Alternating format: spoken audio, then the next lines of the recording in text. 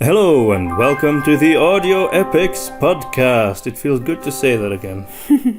Well, hi, we're back after, I would say months, but Domien just told me it's been a year already. A year of silence. Yes. Our lives have changed. We have lived a life of quiet contemplation. Yeah.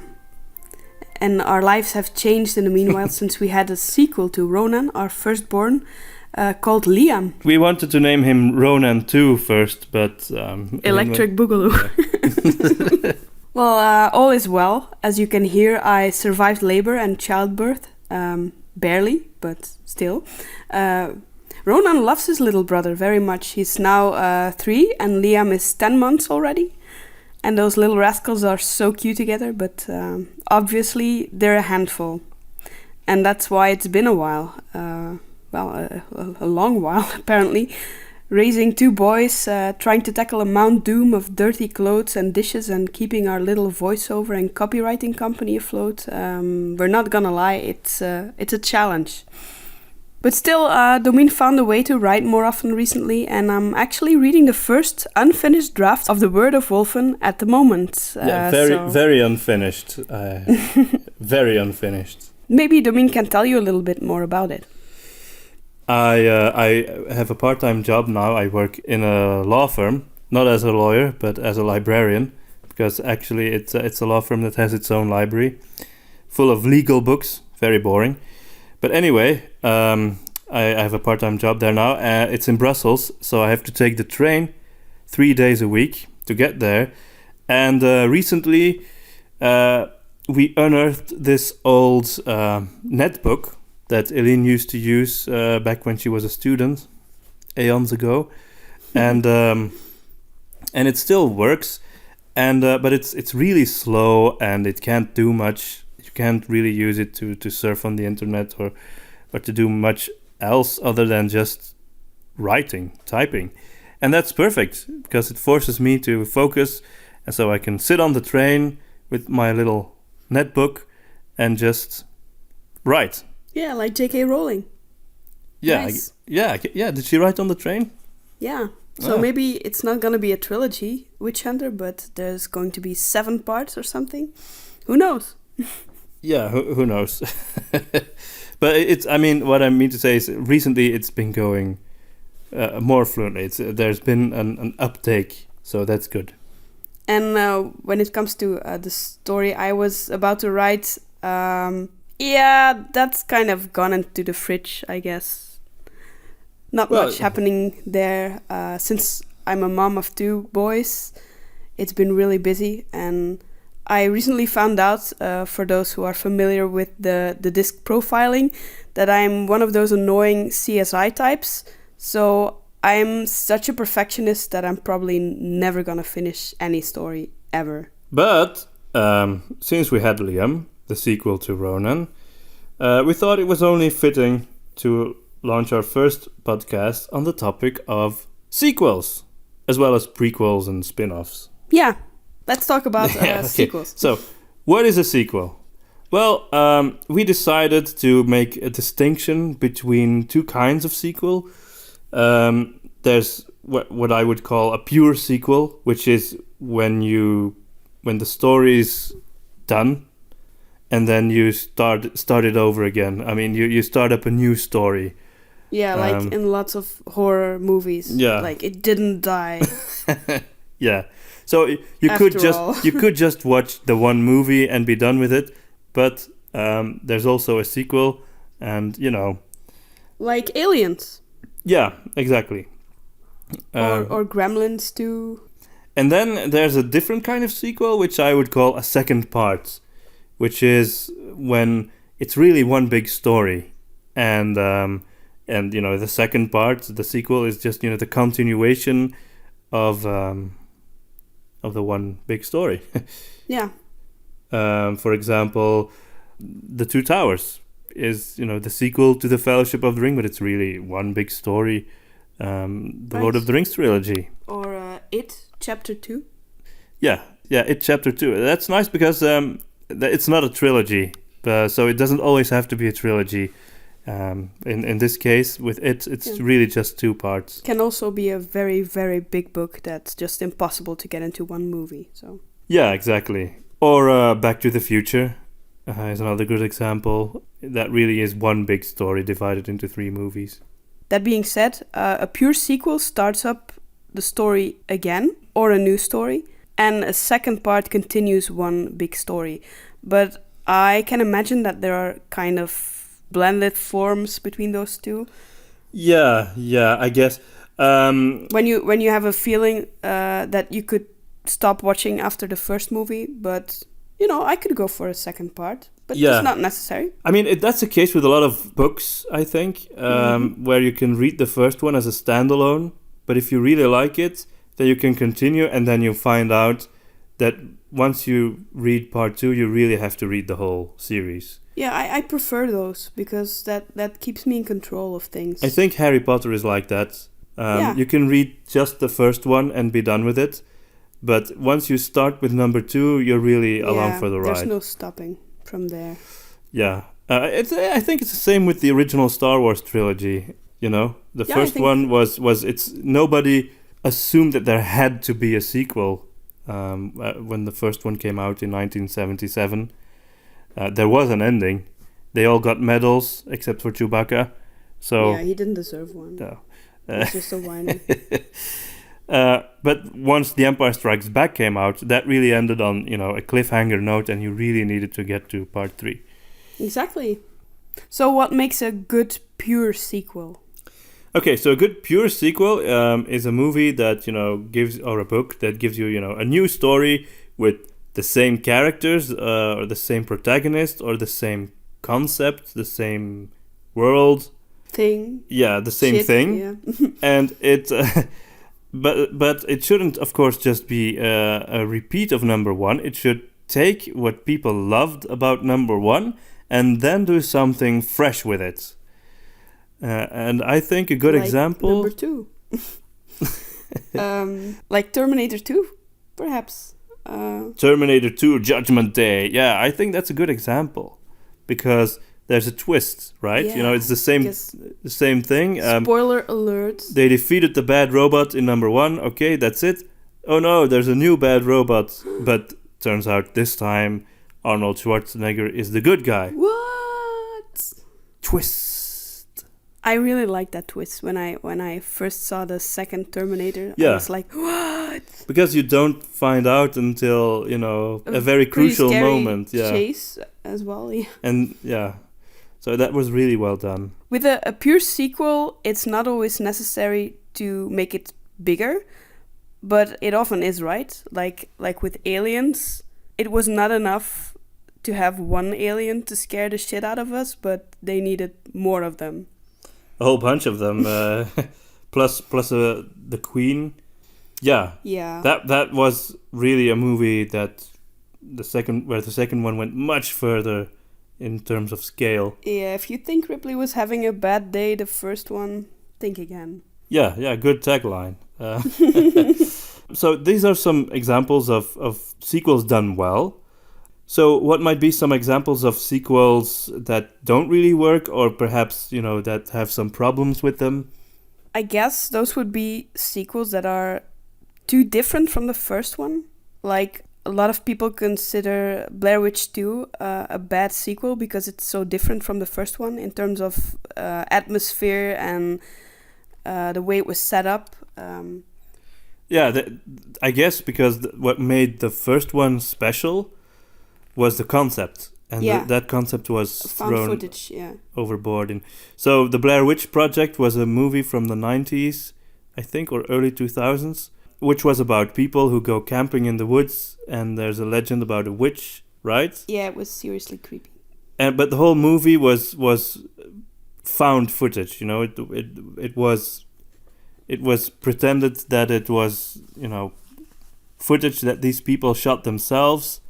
And then, they all died or were it's taken by the witch. That nobody survived. Yeah. And then the footage was found, and that's what we get to see. Yeah, and I don't really remember too well, but I think the second one was shot in a mansion more than it was out there in the woods, which made it completely different in terms of atmosphere. And also, I think It was just a normal movie, there was right? no shaky cam, so you can watch it. Oh yeah, that I can watch it, but I mean, just because it doesn't have shaky cam doesn't mean I'm going to watch it.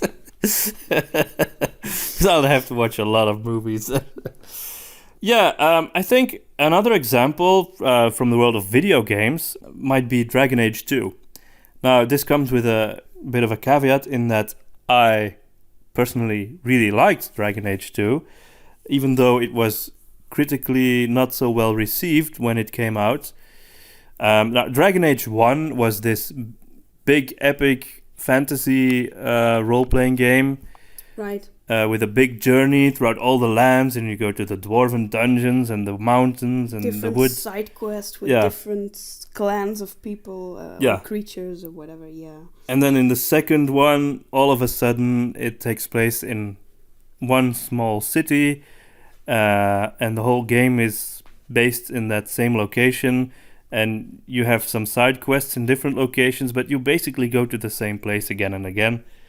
And the tone of the story is much more small-scaled. It's really about more family-centered as well, if I remember correctly. Yeah, you're trying to just, have a life in this environment rather than, being the hero who saves the world.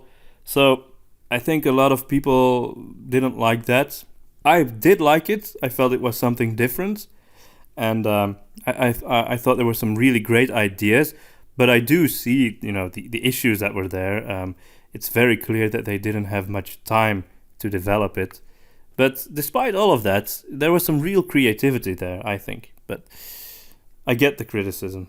Often the initial intention of the creators changes when they start making the sequel. What I mean is, for example, I was thinking about the horror movie Saw. I never saw that movie. Whoa. Well, I did when I was a teenager, and I thought it was interesting. I used to watch a lot of horror movies, and it stuck out because it was about this lunatic. Whoa, no horror movies ever about a lunatic. No, it was a lunatic who was, he had cancer.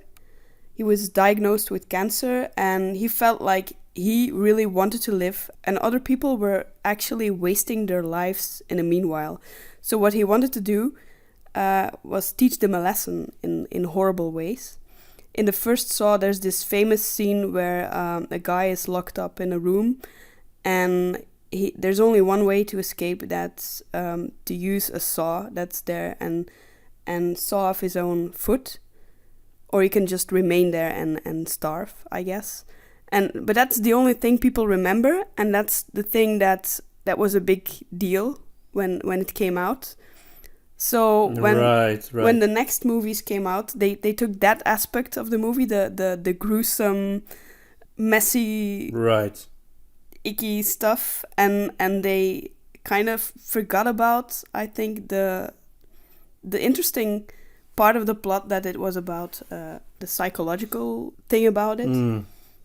And they made it about these terrible ways to torture people, actually. Right, yeah, and that's when the torture porn genre was born. They actually pushed the limits there, and with each new Saw, I was less interested. I don't think I watched them all. No, I completely get that. But I don't know, but I think maybe the sequels were made by different people, and they just sort of... It's possible. Tried to cash in on the success of the first one. Yeah, if you see the... I used to own the DVD when I was a teenager. I don't think I have it anymore. But in the back, the summary was all about that scene where the guy had to kind of saw his own foot off. While to me, when I watched the movie for the first time, I thought that was just a scene in the movie that was about a bigger issue. A guy with cancer who wanted to punish people. So I think it's something similar, like what happened with the Rambo series. Mm-hmm. The first one was really about, how this guy, he comes back from Vietnam. He's a war veteran, and the people weren't too keen on that war, and so they They weren't very nice to the soldiers who came back. And you can see how, he's affected by that, and he turns against people, and there was this whole issue behind it. But people just, I think, really liked the action and the toughness of the main character, and so that led into some sequels that were really just shoot 'em ups. Yeah, and I think the same thing happened for Nightmare on Elm Street. The first one, I think, still wanted to really convey fear in people, make them fear the moment where they were going to have to sleep, keep people awake, give people nightmares. But there were a couple of really borderline funny things in the movie, or just outright funny things, like a young Johnny Depp being killed and his blood like a fountain spraying. Yeah, that's hilarious. No, it was hilarious in the movie. Yeah, it was. I don't think that was their intention, but it was really funny. And then tongues coming out of the phone and stuff. And I think they took that aspect, and they didn't expect people to laugh at it. But there's clearly from the second movie on more like this tongue-in-cheek, humorous vibe to it that they keep using in the second and the third and the fourth. But to be perfectly honest, I think in this case, actually the sequels are better, because I think that Freddy works better when it's a bit funny and tongue-in-cheek. It does work, yeah. And if it's too serious, the concept is so ridiculous that I don't know. I kind of like the fact that it's... Yeah, for a burned supernatural psychopath, I think he really has a good sense of humor. Yeah. I used to have these sleepover parties with a friend, and we used to watch all Freddy movies in one go, and we laughed. They didn't keep us up at night. We just really laughed at them. So the tone can really shift. I think Indiana Jones and the Temple of Doom is another example of a sequel where the tone really is different from the first movie. In what sense? Well, I think that Raiders of the Lost Ark was a big adventure movie, and it had a sense of humor, but it had some, I don't know, it felt more intelligent somehow. The humor was a bit more intelligent. The characters were more fleshed out, and Temple of Doom, to me, feels a bit, I don't know, there's something childish about it. It's too silly. The tone is really different. Well, I actually think they all have that, the movies. In Temple of Doom, they just take out hearts. And in Raiders of the Lost Ark, there's this scene by the end where laser beams come out of the Ark and then kill the Nazis. And then in Crystal Skull, you have Indiana Jones hiding for a nuclear attack in a fridge. And actually, the third one is my favorite. Yeah, definitely. I think, Indiana Jones and the Last Crusade, by far the best. But there must have been a silly scene in that one too. I thought it was kind of a... There were lots of silly scenes, but they were intentionally silly. They were genuinely funny. Exactly. I always thought that was a deliberate aspect of an Indiana Jones movie, that there was this silly aspect that came back in every movie. It seems like this shift in tone is something that happens a lot in action and horror movies. But maybe that's because those genres have a lot of sequels. Yeah, perhaps. Now, on the other hand, you can have a sequel that's too much the same also. I think that's another problem that you could have. Yeah, problem. Or some people like that, I think, because there are certain elements that come back, structural elements. Like, for example, in Home Alone 2, that movie's criticized a lot that it's actually just Home Alone 1, but then copy-paste and then change a couple of things. I get that, but... I would agree with that, actually. I think it kind of works that there's this creepy bird lady in the second one, and there's the shovel guy in the first one. I see what they're doing, and it's not like it's this big, deep, philosophical masterpiece. It's just a really fun movie, and I'm really glad they made the sequel, actually. Well, I don't mind that they made it, but given the choice, I'll watch Home Alone 1 anytime. Absolutely. I Usually, think most people would. Usually the first movie is what people think is the best movie. Yeah, and they think that about Indiana Jones as well, Raiders of the Lost Ark, because it's, that's when you get to know the character and the concept. Yeah, I guess. But I that's think the the third reason. one is the best. Yeah, me too. Just story-wise, Yeah. It's my favorite, definitely. I think another example is, for example, Little Mermaid 2, where you have kind of a reversed situation. In the first one, you have the sad little mermaid who wants to become human. Then she gets married, happy ending. In the second movie, her daughter, who is raised and born as a human, wants to become a mermaid. Right, okay, yeah. It does same in feel reverse. kind of cheap. Right, and I it remember wasn't enjoying it. didn't the witch have a sister, and then that Yeah. sister was the bad guy? That was kind of a Yeah. lame commercial decision, I think. But But- still, as a small child, I think you can enjoy it. It's no problem. It's like The Lion King 2 was kind of enjoyable, while the first one was actually Hamlet in Africa. The second one was Romeo and Juliet in Africa. So that was kind of predictable, but somehow cute in a way. Yeah. And of course, if we're talking about sequels that are too much the same, we cannot leave out. The Force Awakens. Yeah, exactly. Yeah, I know we like to bash the Disney Star Wars movies, but Isn't that movie completely different from A New Hope? yes, because what was called the Death Star in A New Hope is now called the Star Killer Base. So it's completely different. And Anyway, it's not about the rebels, it's about the resistance. big difference. And it's not about the Empire, it's about the First Order. And there's no R2-D2, but there's BB-8. And there's no Darth Vader, there's Kylo Ren. And so on and so on. You get the picture. Yeah. Disney likes to copy-paste. Yeah, they're a very big corporation, and they are very commercial. That's why they earn a lot of money and we don't. So actually, for the second part of Witch Hunter, we're just going to copy-paste the first one and then just change a couple of things. Like we make the goddess a god and make Samina a kind of gypsy boy. Sad little gypsy boy. Samino, yeah.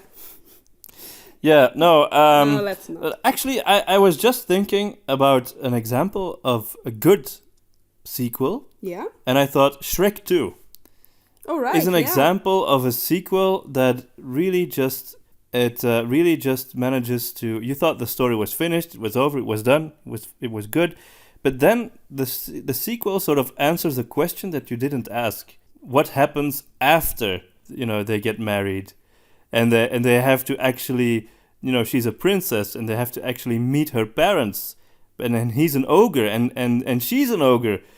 That's a whole story in and of itself, and everything that comes out of that, and all the issues and problems, and they were very creative with that. Right. But I guess Shrek would fall kind of between a pure sequel and a second part. Isn't that a good example? Yeah. The second Shrek was Because you see that, The wait a story minute, goes on. this isn't everything. I do want to know how it goes on. Yeah. Yeah, but you could have stopped after the first movie, I guess. You could also stop after the second. Yeah. Yeah. That's nice about those movies. They just leave you in control. Like Yeah. you're not obliged to binge a whole series of movies. No. But we did watch them all. They were very entertaining. Yeah, they're very enjoyable. Our son Even was though enjoying I tend to hate it when they put modern elements in fairy tale contexts. Yeah, but that's kind of the concept. But yeah, of in so Shrek, it's fine. in Shrek, the tone was of such a nature that it didn't bother me. It was Yeah, and our son thought it was amazing because he's really in this phase where he is obsessed with fairy tales and Yeah. dragons and knights, and it's really cute to watch. He's discovering Yeah. all these cool movies and new fairy tales and books, and it's really great. But his favorite movie is Boss Baby. Yeah, which is kind of a nice movie too. Yeah. Yeah. Anyway, so we talked about sequels. Now, what makes a good second part? The story continues, it's one big whole, and then you have the second part. What makes a good second part? Well, since it continues the first story, the original story, you get the chance to do something more with the character. So I guess it would have to complete the character arcs or move the character arcs forward, like they do in The Hobbit, for example. Right. In the movie version Yeah. of The Hobbit, the trilogy by Peter Jackson is Bilbo is kind of, is very reluctant. He's not adventurous at all in the first one. He certainly doesn't want to prove how amazing he is to the dwarves or anything like that. He wants to leave. He even tries to leave at one point.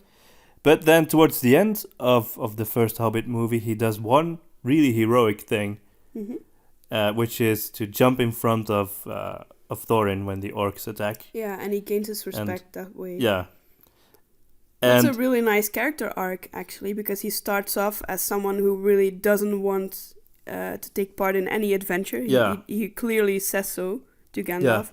And then he decides to join them anyway, but he would actually return for a hanky. He's not the courageous guy at all.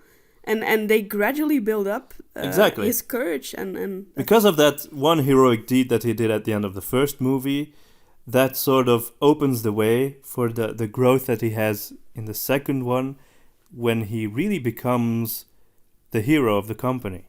He saves the dwarves several times, and they start to look up to him. They start to look to him for advice, and what are we gonna do now, Bilbo? Any ideas? Which was unthinkable in the first part. So that's that's a good example of the character arc spread out over a trilogy. I think the second part seamlessly, logically continues on from the first one, but feels different in a lot of cases. Yeah, there is some shift in tone, but not too extreme. But there is a shift in the tone. I think Back to the Future 2 is a very nice example of that. Yeah. And I love the way they kind of foreshadow each sequel in the former movie.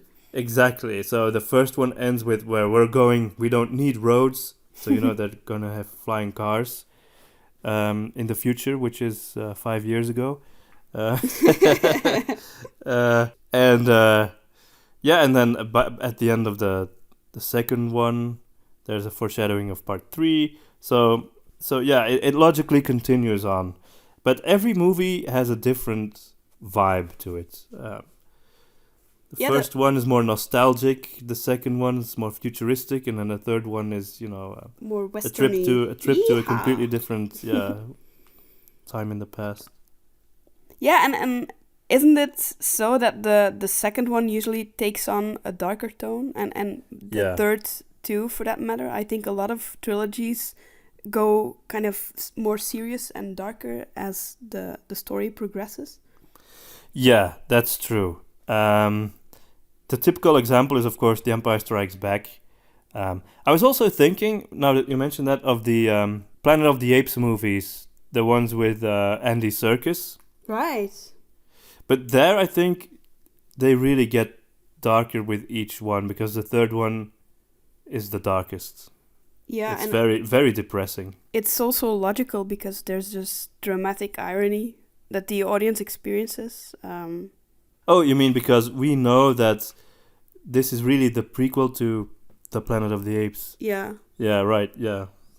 That we know what's going to happen. Yeah. And it's nice how by the end of that trilogy you can see, so this is why in the original Planet of the Apes with Charlton Heston, there are humans but they can't speak, etc. And I don't want to mention The Hunger Games again, but I'm going to do so anyway because it's the only book I've ever read. No, I read the sequels as well. In The Hunger Games, that's the case too. You start off with it's a pretty serious situation, but still, as the trilogy moves on, each book or movie, if you've watched the movies, becomes a bit darker, and the themes become more serious and dark than in the first one, which is kind of the movie that's supposed to draw people in. And you could stop after the first story, but there's still this kind of subtle feeling that the story's not over yet, and they establish that by the end. This is not over. You survived this, but this is not over. Yeah, I see what you mean, yeah. Yeah, in the second one, the characters are really challenged to the full. Yeah. And spoiler alert, you don't expect it when you read the books the first time, but in the second one, you're kind of surprised that there's another Hunger Games, and you expect the main character, of course, because it's about Katniss, that she's going to take part in them in some way. But what you don't see coming is that she's actually going in the arena again. But they do it quite well. She does it quite well, Susan Collins, because the second arena is completely different from the first one. There's a very different feel to it. Yeah, and also because the candidates are older people also, and that changes the feel of it also. Yeah, right. And you know that she's not just going to get away with it again. So they need to do something else in the second part, which makes it kind of exciting. So now that we're talking about trilogies, a clear job for the second part is that it should set up the third part. I mean, that's really, really fundamental to a trilogy. The second installment has to, by the end, make you feel like, okay, wow, now I'm all prepped for the big resolution in part 3. Yeah. You know, the board is set, the pieces are moving, we come to it at last, the great battle of our time, right? Exactly, yeah. I think one trap that some stories could fall into is, like, when I was reading Reckoners, by the end of the second part... Reckoners by Brandon Sanderson, whom we have not mentioned yet. Not yet. This episode. So in Reckoners, the second part, by the end, you really have the feeling that everything that could have possibly gone wrong has gone wrong, and there's no way it will ever... the world will ever be the same again, and it's really dark and gloomy, and it kind of leaves you depressed. So well, if you don't continue, then you'll stay depressed. You'll have to read the third part. So you really want to read the third part because you suspect that they're going to find a way anyway to make up for that. But I find that I still haven't finished the third part because it's still so gloomy all the time that you just can't see where the solution is going to come from. And that's a bit of a challenge with a third part, that if everything has gone so terribly wrong that you have to resolve it in the third part, you don't want to build up to that and then resolve everything in the last moment, because then the tone of the third book is going to be too dramatic. And I think the Hunger Games suffered from that a little bit as well, right? I can see what you mean. There can be a point when the story gets so hopeless and gloomy that you don't want to continue anymore, because you feel like it's enough, it's too oppressive, I can't handle this. So if you're a writer and you're writing on your third part of a trilogy, make sure your readers survive, because if they kill themselves in the middle of your book, then it's too bad, because you put all this effort in finishing your big trilogy, and if your audience just kills themselves or kill each other for that matter, it's too bad. Yeah, that is too bad. Now, speaking of bad, I think the perfect example of a bad second part, in the sense that it doesn't set up part 3, is of course Star Wars: The Last Jedi. I think it's the ideal example of that. Why is that? Well, because basically what The Last Jedi does, for all of its many, many other flaws, but one of the many things that's wrong with it is that it resolves the storyline and doesn't leave you curious as to, how is this going to end in part 3 because it ended in part 2. Basically, more or less. I mean, there are no more questions left. It leaves you without questions, or it left me with plenty of yeah, questions. I know. But I mean, why was this created? but I mean, I think the biggest issue is, of course, when they kill Snoke. The main villain is dead. So I guess now what? Kylo Ren is going to be the main villain, but he's obviously not a strong enough villain. So none of them were actually. He was the acolyte of the Emperor, so. So but it just leaves you sort of. So what now? What? And you can tell that they had no clue where they were going to go. It's very, very clear that there was no roadmap right from the start, which really baffles me. How can they buy the rights to the most popular franchise in the world for $4 billion and say, we're going to make Star Wars episodes 7, 8, and 9 and not know in advance how the trilogy is going to play out? That's just unbelievable. I'm totally baffled by that. I think pride had a lot to do with it. They were like, George Lucas, you created this entire world and characters. We can do this better, but only we're going to create a movie every other year, which is much faster than you can. So yeah, that didn't turn out really well. Yeah, because in the third part, they bring back the Emperor as the villain, and where did that suddenly come from? It's so obvious that they never planned that in advance. It was just, oh wait, we need to have a villain. Let's bring back the Emperor. I think it also helps if you're talking about a trilogy, whether it's in movies, in a book, that's much less an issue. But when we're talking movies, I think it's very important that they have the same people working on the three parts. Yeah, I think if J.J. Abrams had done the entire trilogy, it would have been better. And that they have the same vision. Yeah. Yeah, and it is tough, and I think part 2 is especially tough. There's this phrase from the music industry, the difficult second album. Yeah. I think that holds up. It's true for stories as well. The follow-up to something is always a hard one.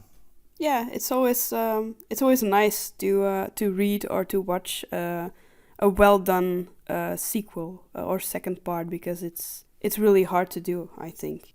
Another thing that can occur with a second part is that it's too different, I think, from the first one. And then I'm not only talking in tone, or when it comes to movies, it can also be the style, the camera style, or the or replacing actors. I always think that's annoying when they replace. But sometimes actors. They don't have a choice. Yeah, when an actor dies, I get it, but actually, speaking of that, I'm going to be controversial again.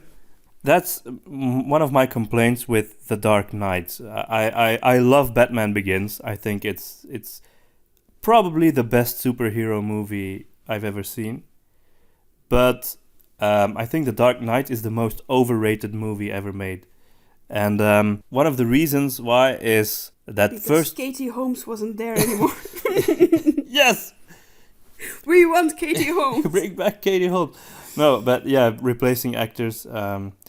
But yeah, I mean, probably they couldn't help that. If she didn't want to come back, then okay, then they had to find a new one. She returned to Dawson. That Batman guy is so She chose Dawson violent. after all. I want a nice guy again. What was I saying? Yeah, so the first Batman Begins movie had this great Batman atmosphere, The city, which is called, hint, hint, Gotham City, had a gothic feel to it. Especially towards the end of the movie, and they used the whole, the scarecrow mask to bring in these at least visually, these supernatural elements, even though it was a quote-unquote realistic story. At least, they brought these Jungian archetypes into it, and the creatures and the darkness and the sort of sepia colors and the smoke and mist, and all of that was perfect. Not as crazy and outlandish as the Tim Burton version, but it still had that gothic Batman vibe to it. Yeah, I loved it. And then part 2 comes along, and the very first shot of the movie is a bunch of skyscrapers, modern glass skyscrapers in bright daylight. And, I was disappointed from that very first shot onward. And the rest of the movie continues in this trend where it wants to be too realistic. It wants to be like a sort of crime movie like Heat or something. Yeah, right. This sort of cop drama, and it's about a guy who dresses up as a bat and a creepy clown. I mean, it shouldn't be like a modern cop movie. Fans. No, but that's why I don't like The Dark Knight. Yeah, I don't really like it either, but I think for different reasons. I thought the story had a lot of flaws, and the atmosphere of the first one was great, was brilliant, and it doesn't really come back indeed. Yeah, which is kind of sad. Music was great though. Yeah, absolutely. So, by the way, we're having tea, right? Because we're always having tea. So what are we having? We're drinking yogi tea right now, which is kind of it's supposed to be a nice brand of tea, a bit more expensive than the supermarket tea, but it's kind of you have to be in the mood for it because they all kind of taste the same. And the labels have little nuggets of wisdom on them. Yeah, that's why we buy them, because they give us so much deep wisdom. Yes, so my wisdom is... You go first. What's your wisdom? Well, my wisdom is think seriously and think honestly. I think that's what this podcast is all about. Yeah, so, whoa. Okay, my serious quote is, the beauty of the soul is constant, continuous, and endless. I would really love to meet the guy who writes these things. It's probably some depressed guy, chained to a desk somewhere, with a cigarette in his mouth, behind a typewriter, with greasy hair. Or maybe an inspired guy in a Buddhist temple. Who knows? Yeah, probably. In Gotham. Gotham City. So, let's talk about prequels. I'd like to make a distinction between a true prequel and just a story that's set before. Am I making sense? I guess you're making sense. So, The Beast of the Western Wilds, would you say that's a prequel or a spin-off, or... Yeah, maybe the word spin-off is a better word than just story said before.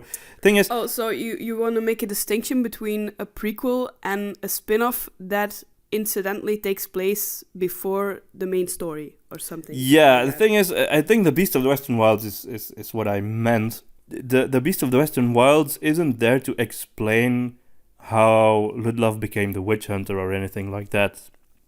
It's not really tied into the main witch hunter story. It's a separate story about Ludlov set before witch hunter. Yeah, unlike what they often do in superhero settings, an origin story like Wolverine or something. Yeah, exactly. That would be a prequel, or Smallville. Yeah.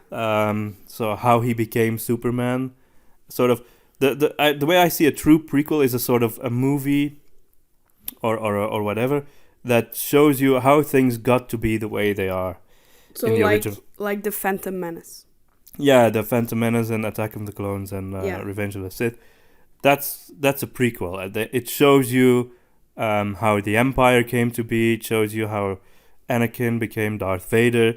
Another example is the Netflix series of the Dark Crystal, Age of Resistance. It shows you, it begins to show you, because, you don't get the whole story yet. Yeah, we finished it, and it doesn't end where the Dark Crystal started. So there are still lots of gelflings, so they're gonna have to die out at some point. So they're probably gonna milk that cow for a little while longer. Yeah. And, but it does show you how the crystal got corrupted. Already... Yeah, it's really... It's really complicated. But we'll discuss that. We'll discuss that in a bit. But you get the gist. Yeah, so the former stands alone, and it's perhaps more like a spin-off. And the true prequel explains how things got to be the way they are in the original story. Yeah, that's how I would characterize it. Okay, so what makes a good prequel in that respect? Well, I think basically all the things that make a good sequel, maybe. But there are also some other things that are particular to prequels. I think a prequel should illuminate the original. It should help you understand the original more. So if you have any questions you have, for example, where did the stormtroopers come from? Why is Darth Vader basically, is he sort of a half robot? Why is he dressed like that? What happened to make him this way? That should be the questions that are answered in a prequel. Okay, and would you say that you need that information in order to enjoy the original story, or is it? No, but it enriches your experience. I think a great example is The Hobbit. If you watch the Lord of the Rings trilogy, the movies, and you come to Moria, Balin's tomb, you see Gimli crying, "Oh no, Balin is dead, boo-hoo," and you think, "Yeah, that's too bad." It is too bad. But if you first see The Hobbit and you get to know and love Balin, who is my favorite dwarf, and I think a lot of people like Balin. Yeah, absolutely. Then when you come to the Fellowship of the Ring and you see that they find Balin's tomb, it's really sad. You know that this was this great, really likable dwarf, and he got killed. Exactly, and the whole tragic backstory of that. And I can imagine, because you get to know Gandalf a lot more in The Hobbit, that when he falls to the Balrog, it has a bigger impact as well. Yeah, it's more shocking. I wonder. I'm really curious how an audience member who has not seen any of them, has never read the books, doesn't know anything about it, how they would react seeing all 6 of them in chronological order, starting with An Unexpected Journey and ending with Return of the King. I'm really, really curious. Must be a totally different experience. I wonder about that too, because I had the experience with the Star Wars movies. I watched the first one, chronologically, The Phantom Menace in the theaters, and then I moved on from there. So you only saw A New Hope after Revenge of the Sith. Yeah, exactly. And I thought it was pretty well done that the spaceships really designed to match the ones in A New Hope. Right. Yeah. In Revenge of the Sith, which I thought was remarkable. And of course, The Simpsons had already spoiled the big reveal that Anakin was Darth Vader for me. Thank you, Simpsons. But yeah. Simpsons spoiled a lot of things. In their defense, I was late. Yeah, the movie was 25 years old by that point or something. Yeah, I was only just discovering that there were geek guys too, and not all the guys were these hockey-playing cuties. Yeah, okay. Yeah, I'm serious. Before, nobody ever took me to movies like that because people like that didn't exist before. Yeah, we live in Canada. Okay, so anyway, I think in a way a prequel can be more interesting than a sequel, which is a very unpopular opinion. But in a way, it can be more interesting because a prequel can make the original richer. Watching or reading a prequel can give you an experience that a sequel cannot give you, which is that when you then watch the original again, there's an added dimension to it. Right. And you can also add dramatic irony, of course. Yeah. That's one of the things that you cannot have in a sequel. So for people who are not familiar with that term, dramatic irony is not the way we usually use the word irony. What that means is simply there's something that the audience knows, but the characters don't know it. And there can be a certain tension or drama that comes from that. Yeah, and I thought that George Lucas played with that superbly in Revenge of the Sith, because even I knew that Anakin Skywalker was going to turn into Darth Vader, but you didn't know when the first time you watched the movie. You didn't know when, you didn't know how, but you just knew it would happen, and it was tragic because you liked the character and you didn't want it to happen, but you knew it would happen anyway. Actually, I think a good moment of dramatic irony might be in the second prequel, Attack of the Clones, when they give Palpatine more power to defeat the army, and then he sort of pretends that he reluctantly accepts it, and then he says the line, "I love democracy. I love the Republic." And that's a filthy lie, as the audience. Yeah. So, what are some of the issues that you can have with prequels? I think sometimes they can introduce too much new stuff, and it doesn't really fit with the original anymore. Like, for example, in Smallville kind of turns Superman into Krypton's biggest loser, because in Smallville you see this beautiful story about a guy who has to learn living with these superpowers and get control over them, but then all of a sudden these people from Krypton, they visit, and apparently they don't need to grow into using those powers because they're already really good at using them for some weird reason. Yeah, I remember that. It's been a while since we saw this series, but it did feel like other people from Krypton had less of a problem to, become super. It took Clark a really long time. Yeah. 10 years. It made me think of that expression. Do they have that in English too? In the land of the blind, one eye is king.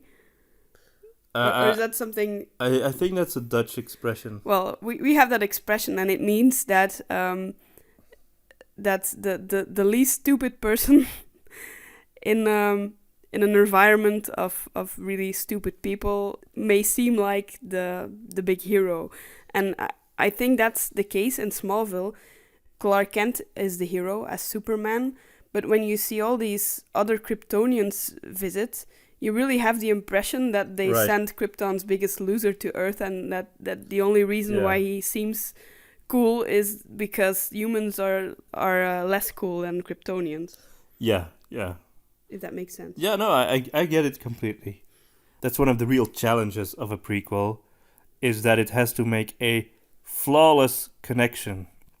Yeah. It has to bridge the gap. And I don't think the concept of Smallville was wrong. I think it was really interesting. No, the concept was good. I enjoyed watching it, but I think the only problem is, where the story is going to end. The last episode of Smallville will be when Superman, when he wears his costume, and when Clark Kent is actually going to be Superman.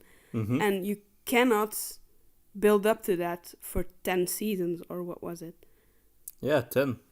That's ridiculous. So I think that's too much. Yeah. If they had made it shorter, I think it would have worked. Yeah. And if they had introduced less Kryptonians. but besides that, I really enjoyed it. I enjoyed the atmosphere. I enjoyed the concept of an inexperienced Clark Kent who still needed to find a way to get along with people and master his powers. So that was really cool. That was, yeah, in and of itself, a good concept. And when it comes to movies, etc., if you make a prequel and you make that prequel a long time after the original, it becomes harder to really make to bridge the gap perfectly. Exactly. Example is again Lord of the Rings and the Hobbit. There's the prologue in Lord of the Rings where you see how Bilbo finds the ring, and it's Ian Holm, but they made him a bit younger, using some visual trickery. And then, of course, you see the actual scene in the Hobbit movie, and then it's a different actor. It's Martin Freeman, a younger actor. The scene plays out a bit differently, and I know that works perfectly when you're watching the Hobbit. But again, if you watch it as one continuous six-pack, then it will be strange once you get to Lord of the Rings and there's this flashback, and suddenly, it's not Martin Freeman. Well, it's I don't think it's that big of an issue, actually. And it's something they could fix really easily, right? They did it in Star Wars. Yeah, they changed the ghost of Anakin. Yeah, they it would have been really, really... Hayden Christensen in there. It would have been really disorienting otherwise. People would really go, who is that? So I understand it. I don't think that's the biggest problem, but for example, with the Dark Crystal, when it's a completely different generation creating a prequel many, many years later, it's really hard to stay focused on the main story and the main concept, and especially if you're that ambitious that you want to turn it into this epic. I'm very glad you brought up that series, because I really wanted to discuss it. I'm a big fan of the original movie, The Dark Crystal, as you know, and I was really looking forward to the Netflix series, Age of Resistance, and we started watching it, and I have to say I went through a roller coaster of emotions watching the series. I went from being really enthusiastic to getting disappointed, and then really hating it halfway through, and then going back and giving it another shot, and then in the end I enjoyed it. I did enjoy it, but I have a ton of issues with it. It was visually gorgeous. Yes. They did a really, really great job. Yes, and the puppetry and everything in terms of that, it's masterful. The characters were great. Well, it's with the characters that I have issues personally. Well, and I thought initially they were great. It's just what they did with the character arcs that has issues. The way they made the characters change over the episodes. It's really complex and dense and very political, and it's just a good example. It's so different from the movie. Yeah, in terms of the whole feel and tone of it. Similar, but the feel is completely different, right? Yeah. One of the reasons why I thought the Dark Crystal movie was so great was it was very simple. The story was very simple, but it was an elegant, simple story, very traditional, but the world was so mysterious that it sort of it just drew you in, and it was this otherworldly, mythical universe, and it was so immersive. It was really magical, and you went along for the journey, with this simple, a boy and a girl on a journey. It was special. And then this is so ambitious, and with peoples and councils and titles and crowns, and I don't know, and super complex magical this and that. It didn't have the innocence and the mystery and the magic of the Dark Crystal. Yeah, especially since I feel that they kind of abused it to shove a lot of messages down the throat of the They audience. couldn't resist, making political statements. It did feel that way. Which is something we would have to do another episode on. Yeah, but all in all, and another thing, for example, is the character of the Chamberlain in the Dark Crystal in the movie. He's very, very different. I mean, he's a conniving sort of sly kind of dude, and he's like that in the movie, and he's like that in the series. But it's very different in the series. It's much more of a, I don't know. There's this long scene where he philosophizes about good and evil, and that made me think, the writers probably thought that scene was really smart, but I thought it was just kind of pretentious and just didn't fit the universe or the character. I think the problem is when people want to do a prequel or a sequel for that matter on something created by someone else, they usually want to do better. They want to prove themselves. Yeah. Well, I think it's important to really keep the spirit of the original story in there, the atmosphere, the music, because I kind of missed the Dark Crystal music. It was great, the score, but I still missed. No, the music for the movie was 50 times better. Yeah, but it was not like it had a bad score. It was well done. I just missed the themes from the movie in the series, and I think if you take such a great movie like that and you want to make a prequel out of it, then you should really get to know the matter. Yeah, I'm very conflicted about it because you can tell by the art and the craftsmanship that went into it that the people who did that really got it. They really got it's amazing, the world and they really put their heart and soul into it. But the people who wrote the script, that's a different story. That's how it feels to me. And X-Men First Class? Yeah, that was a nice prequel. It showed sort of the friendship that once existed between Professor X and Magneto. Yeah, I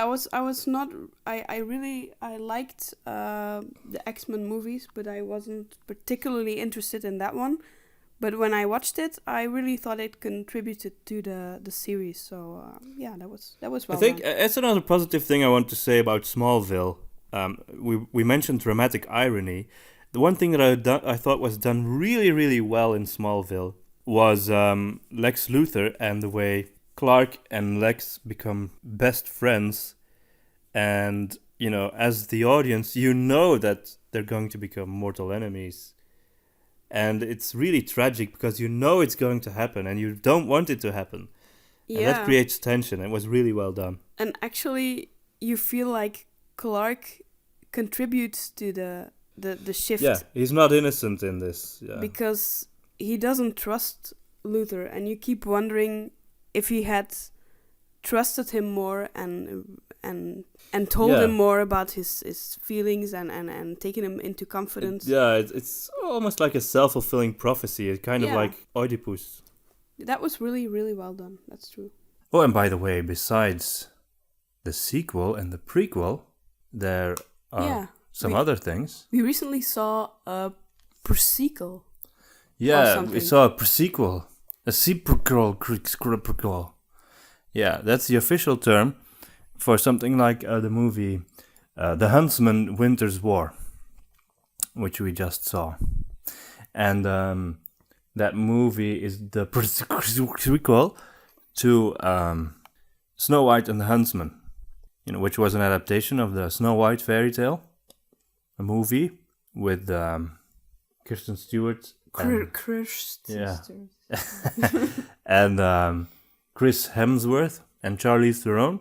So they made a sequel to that movie, and it was we call it that because the first half of the movie takes place before the original, and then there's a gap. The second half of the movie takes place after the original movie. So yeah, what is that? Yeah, it's a prequel and a sequel at once. So it's a prequel. A completely new experience that baffled us to no end. Yeah. And then there's something I would call a midquel. Well, it's not a term that I invented. I've heard it. I think a good example would be in the books by Raymond Feist. The first one, Magician, is about this war that takes place over 10 years. And there are some big time gaps, some big jumps in time. And then some of the later books that he wrote are stories about what happened to certain characters during those time gaps. And I guess that would be a midquel.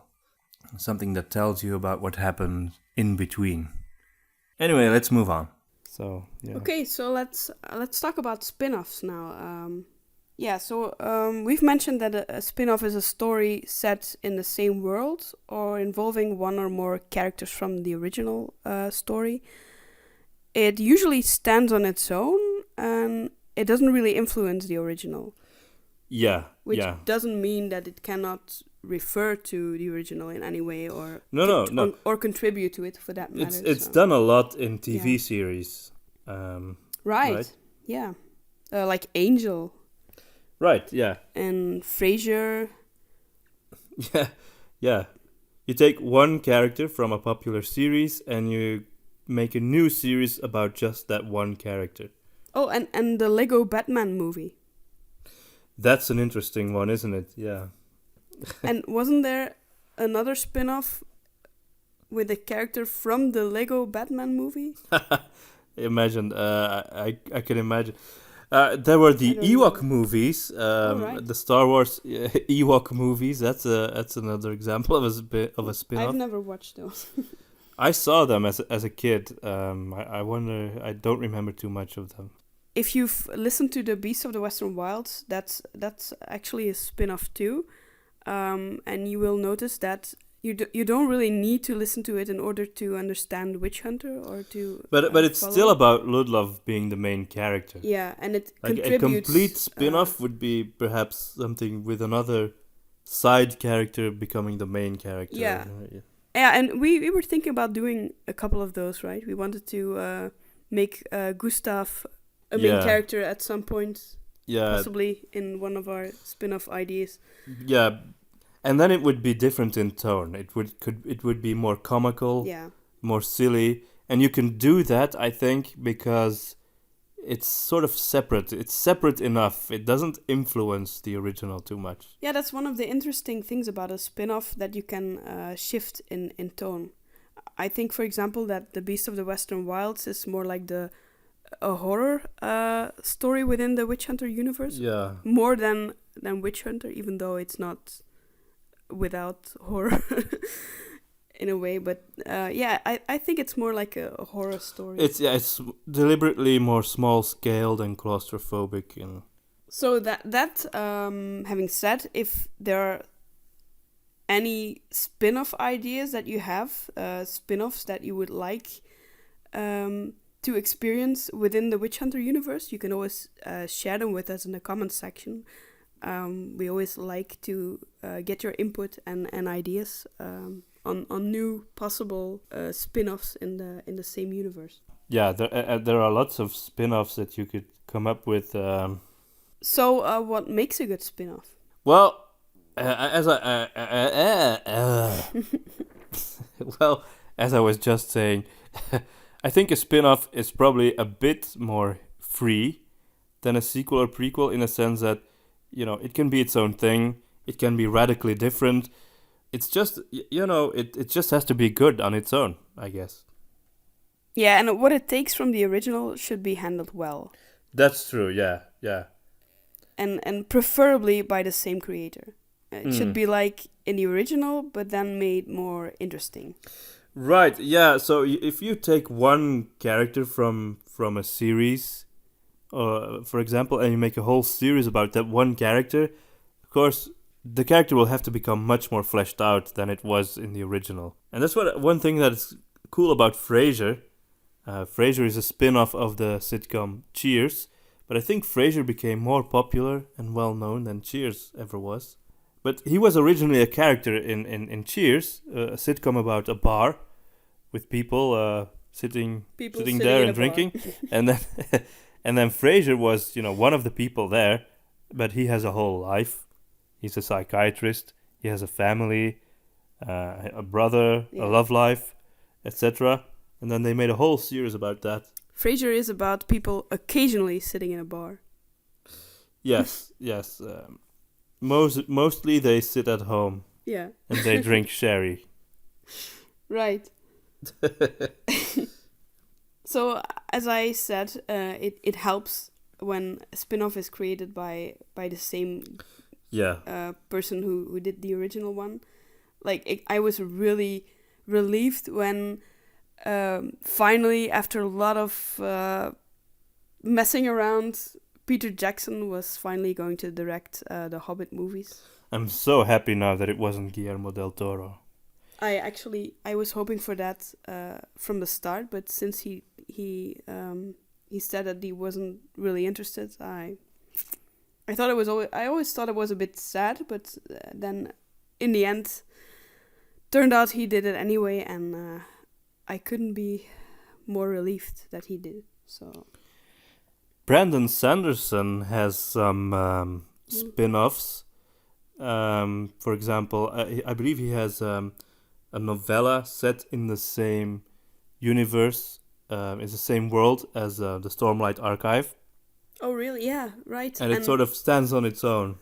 True, and he did that for Reckoners as well. He had Mitosis, which was a kind of a case that I think is set between the first and the second novel of the trilogy. So yeah, you don't need to read it in order to understand the trilogy, but it's a nice add-on to see. Yeah, it's sort of like DLC, I guess. Yeah, I guess. Book DLC. Yeah, book DLC.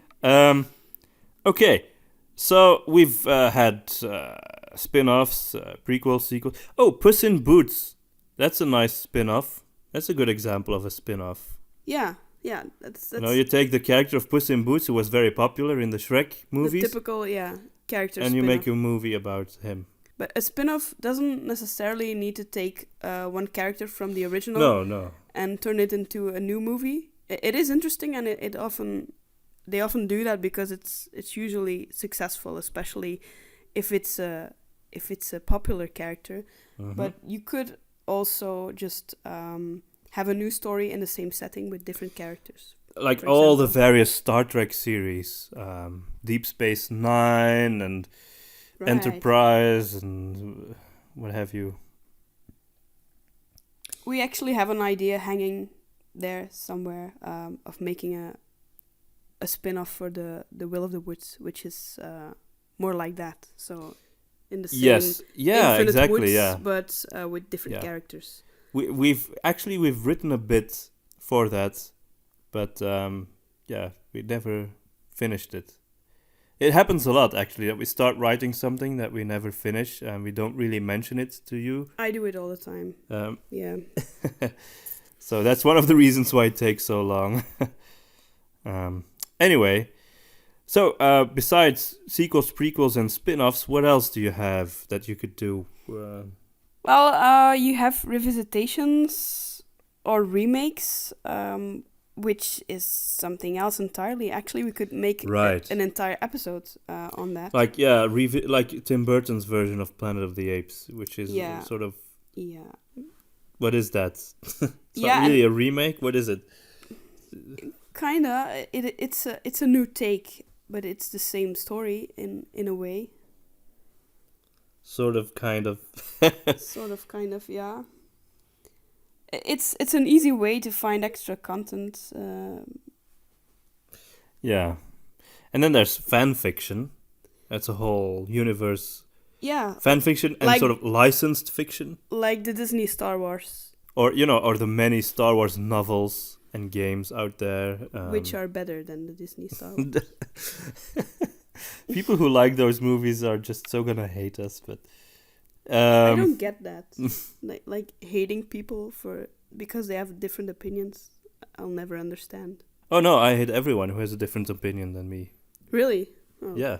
Okay. Then I better agree with you. I agree. I agree. Okay, I'm still married. You were this close. Okay. Yeah, so, but what I still wanted to say about it is that sometimes these days it's an easy solution. Just take something that's there, that's already popular, and then you do it again. And rinse and repeat. Sometimes they really drive it too far. Like, I think if they make another Spider-Man movie... Oh, yeah. I'm not gonna watch it anyway. I think the last one was good. Wait. Which last one? But the Homecoming one. Okay. I saw the trailer and it looked like it was more humorous than the former were more serious. But I'd like to see it. I just haven't watched it because I was like, another Spider-Man movie. I love Spider-Man, but does he really? But the thing is, this time they wanted to make a Spider-Man movie that fits in with the Marvel universe, with the Avengers series, I think. Yeah, that's another thing. The Avengers.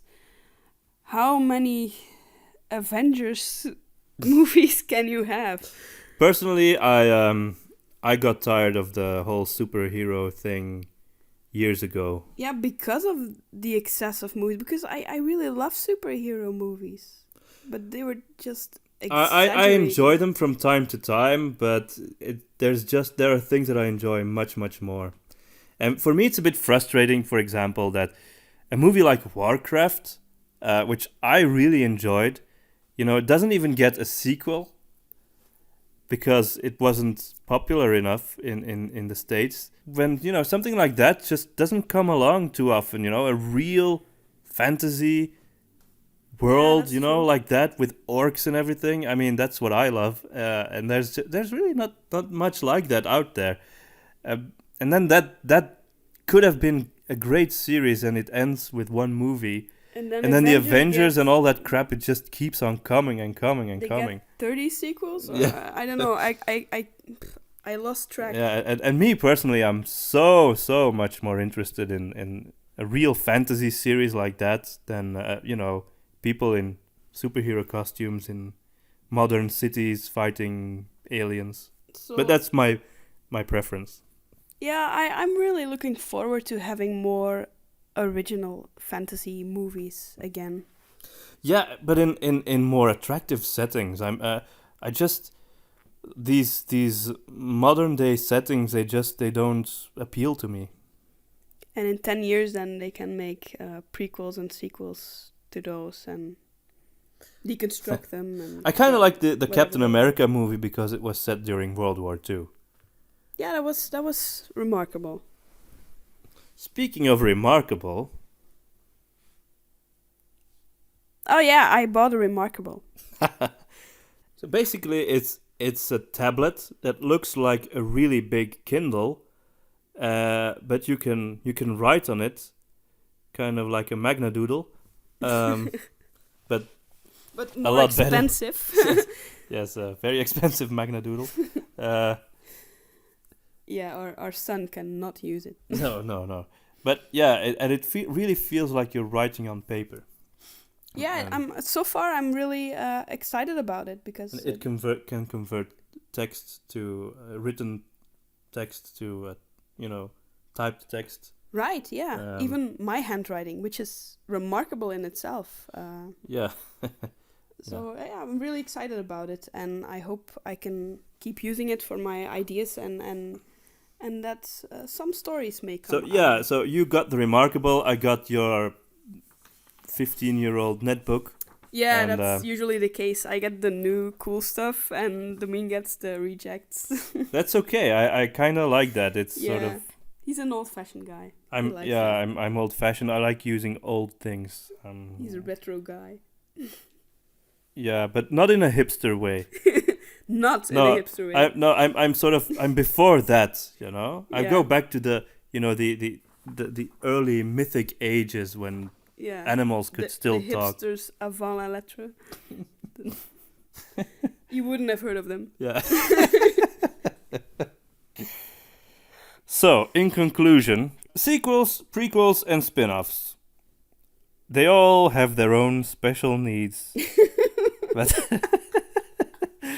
But they all share in common that they work best when they are like the original, but different enough to add something fresh and new to it.